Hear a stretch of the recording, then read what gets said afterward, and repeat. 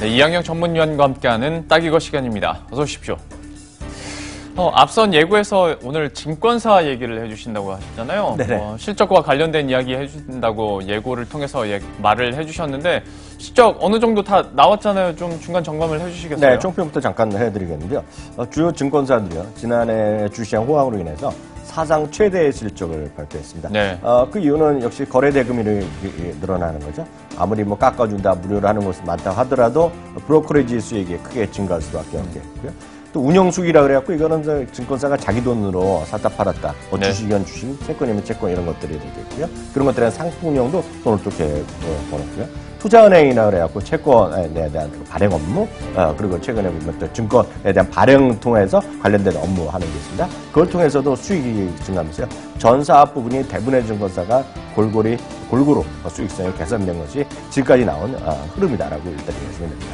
근데 중요한 건 어디가 제일 잘한 거예요? 네, 그래서 저희가 영업이익 순서대로 얼마만큼 많이 벌었는지를 딱 보여드리겠습니다. 예.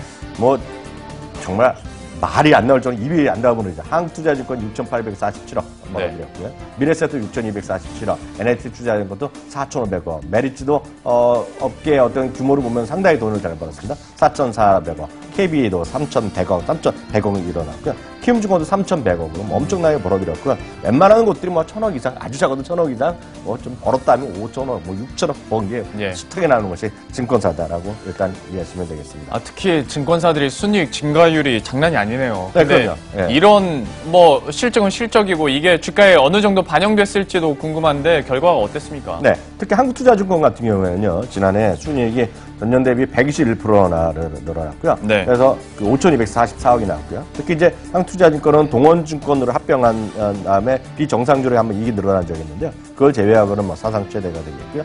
특히 KB증권도 흑자 전환했다는 거 특징이 되겠고요. 예. 이제 질문하시는 이제 주가를 보면 주가 많이 올랐죠.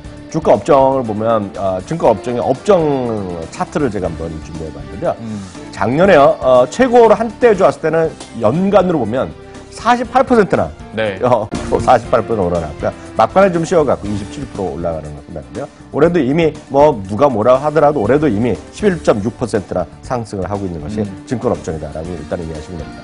지금 여기가 연간으로 네, 구간이죠? 네, 그렇죠. 여기서부터 올해도 3년 동안 쭉 떨어지다가 뭐 그전에는 보면 2008년대부터 한 7, 8년 동안 또 죽을 썼었죠. 예. 그러니까 떨어졌다 반등했다가 짧은 반등이 2015년에 있었다가 아시겠지만 2016년에 주가도 폭락했었잖아요. 네. 확 떨어졌다가 3년 만에 최근에 좀 반등을 시도하고 있다라고 일단 이해하시면 되겠습니다. 근데 뭐 대표적으로 금융업종 중에서 은행도 그렇지만 증권업종도 올해도 좀 실적 잘 나올 것으로 예상이 되고 있지 않습니까? 올해도 엄청나게 또 실적이 좋아질 거라고 증권사 스스로 보면 예측을 하고 있는데요. 예. 그중에 지금 앞서 뭐 대표적인 거 한국투자증권 제일 많이 벌어들였으니까요.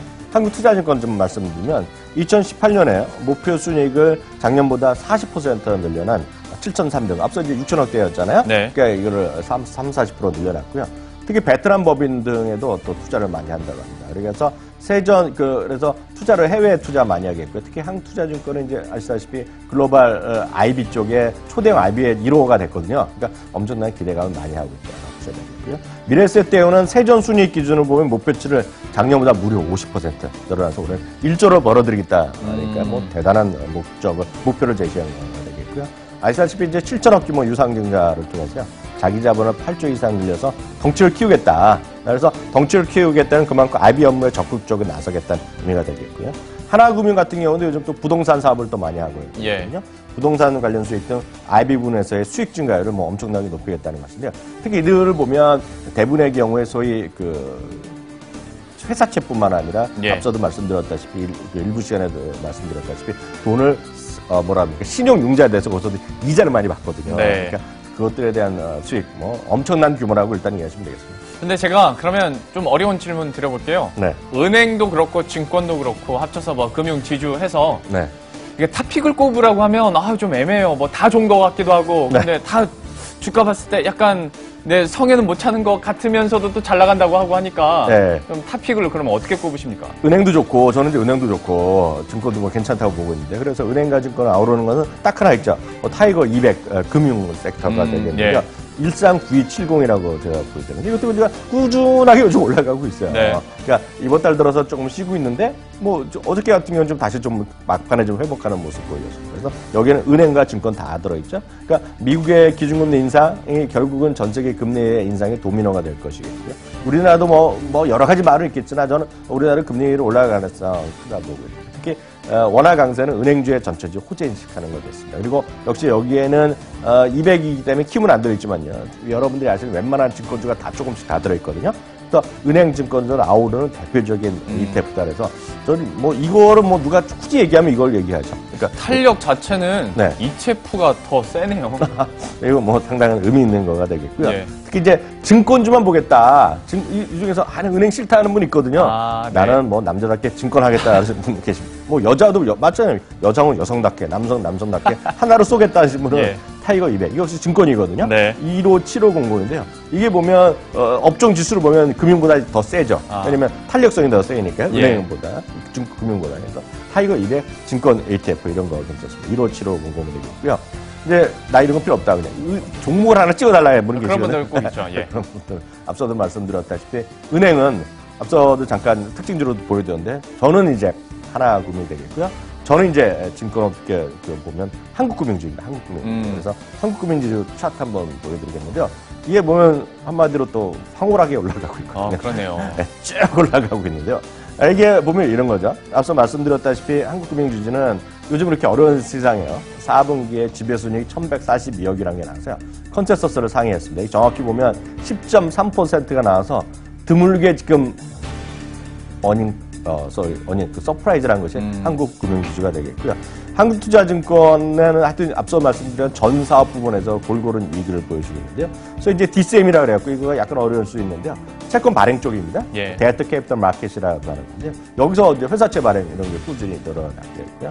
또 전체적으로 IB 수익도 상당히 꾸준합니다. 그리고 말씀드렸다시피 거래 시장 호황에 따라서 거래 수익이 거래 대금 증가하는 거죠. 그럴 때 브로커 이제 수익도 740억으로 전분기 대비 또 13% 늘어났고요.